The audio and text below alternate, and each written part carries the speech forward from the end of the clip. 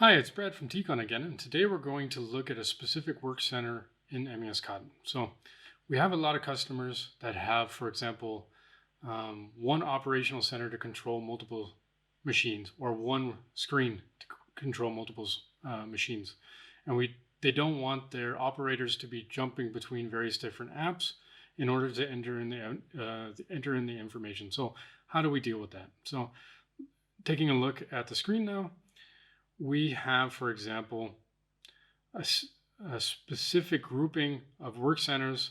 We have an example here called the assembly. So let's say you have multiple steps for pre-assembly and final assembly. The nice thing is if you click on here, it opens up a work center similar to the other ones you may have seen in other videos. However, they are all available here via the tabs on the left side.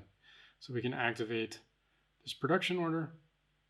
You can see here, okay, it's giving me an error that the final confirmation order that I need to post a reset.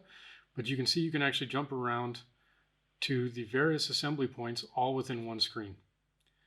So that's kind of a simple user interface so that you can do that all on one go without having to switch around between apps, that multiple users can maybe even use the same screen if that's needed.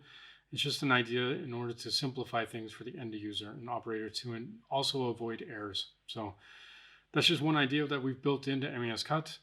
There are various different others. Please stay tuned to other videos that we're doing on the series of MES CAT videos. And in the meantime, have a great day. Thank you for your time. Bye.